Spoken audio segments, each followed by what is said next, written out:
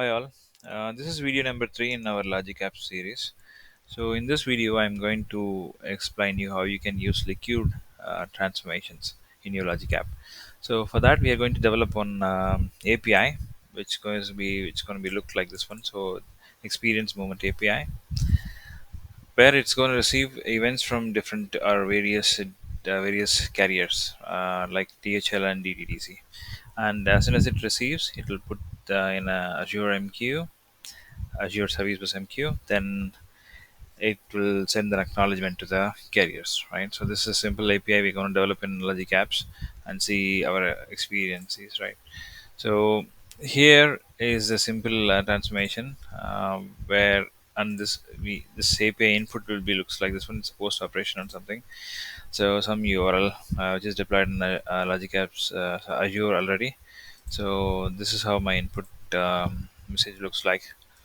So I'm going to post this one. So the service accepts this and transforms into a different format.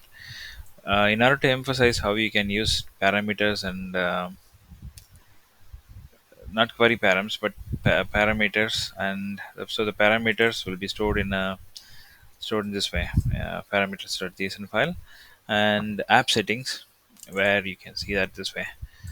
So you can use them before in Liquid as well. But before sending it to Liquid, you need to compose them in a JSON file and send in a JSON and send it. So let me open this workflow and run through this. So this is HTTP request which receives in this message, right? Then we are composing it before sending it to the Liquid transformation. So this is a Liquid connector transforms JSON to JSON. So it accepts the content and the name of the transformation. You can see them in the drop down. So if you save them in under the artifacts maps folder with a dot liquid prefix, sorry suffix, then you will be seeing this there. So going back to the designer, now I'm composing the message before sending them into a transformation. So I'm sending the body of what I receive, and the param is nothing but my parameter. In a parameters file I have this param, and this is the app settings. I want to show you that. So like this way you can send any data to this transformation basically. So I'm sending this one. So once I transform this one successfully, I'm sending this information to an MQ. So my MQ will be looking like this one, where I will be sending, saying my, here I have set my connections connection here. So as soon as I set my connection, there will be connections.json file will be added. There we'll have the connection string exposed, right? So we can set this one in the local.settings JSON file, right? In Azure, you'll be seeing them in a different setting. So I will show you in local first, then I will show you while deploying it in Azure. I'll show you that. So moments.liquid file we have created, and our designer will look like this one. So finally, I'll be sending this. Once it is successful, I'll be sending this 201 inserted to the caller, right? So this is how it works. So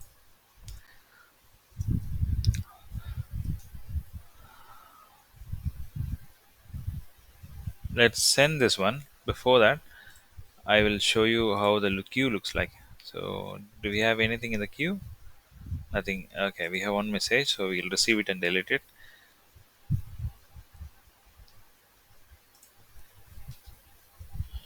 I think nothing is there.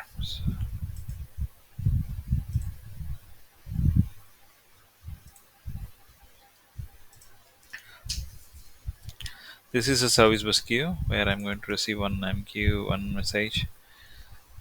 Still, it is not successful.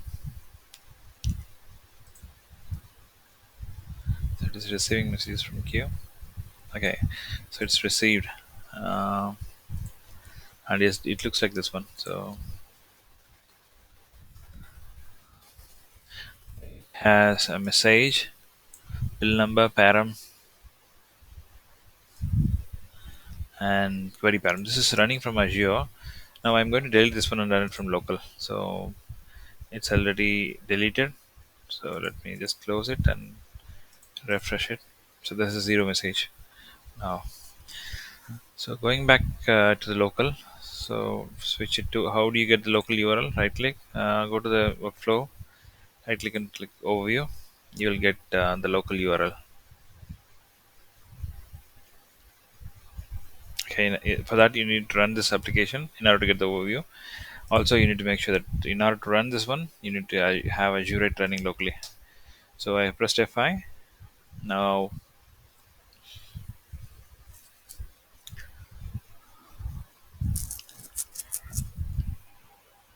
now it's running locally. So let's go back and get the overview of this by right clicking the workflow edition. So now we got something. Okay, now it's perfect.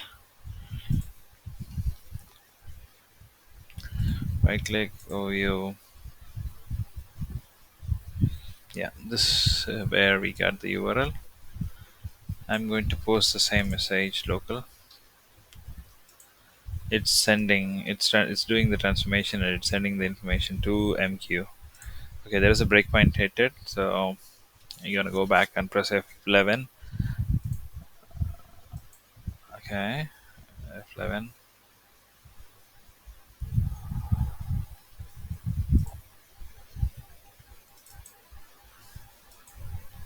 So it is successfully executed. Now I'll go back to the MQ. So there is a message, receive it.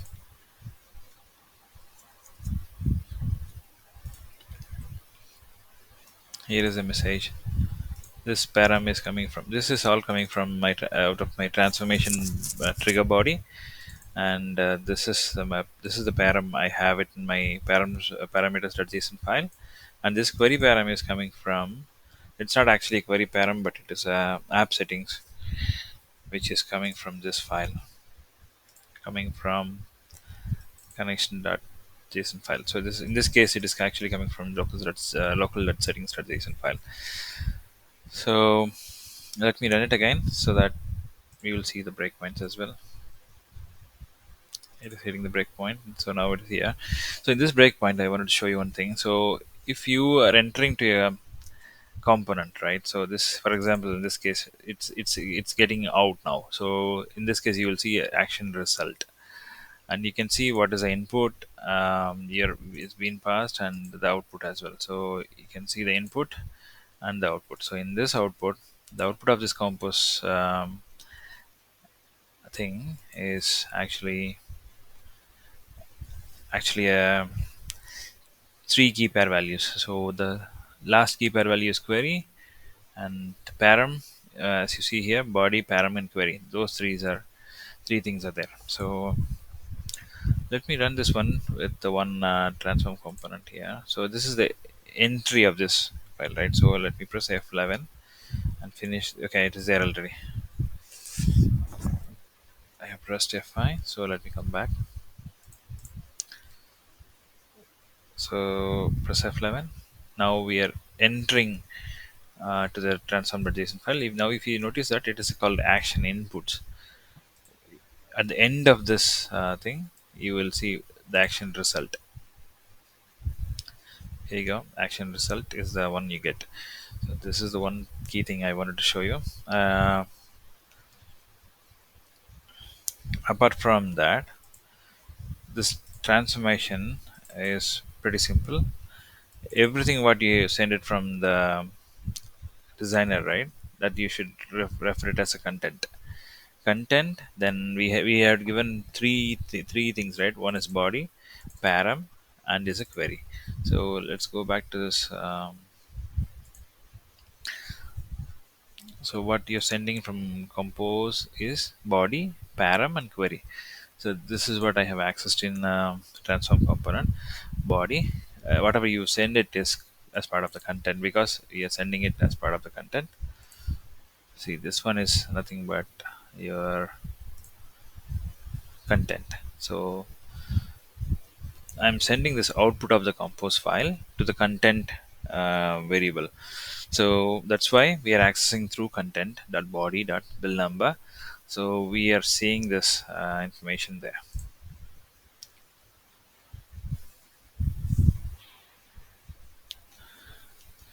So that is why you see that query param, and with param, and I'll show you where is the param is. From the params are from the parameters.json file. My own param is my value. I can change it to local value. Let's see how it whether it's displaying in the queue. Yeah, I'll stop and run it because it's local. Okay, did I save that? Connections, no parameters. Okay, I save that. Press F5. Go back, delete this, refresh it. It might have been deleted already. Yeah. So close this guy. Let's save. Okay, done. Now no more messages. Refresh and make sure. Then go back to the file. Run it locally. You'll get a single message. Refresh it.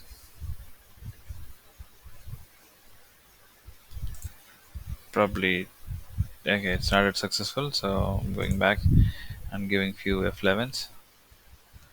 F11, F11. I think it is successful now.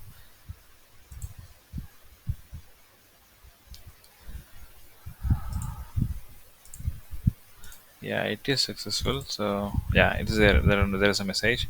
Receive it. Yeah. So it is saying, see this fine is changed to local value. So this is the way you can access your parameters and your app settings in your.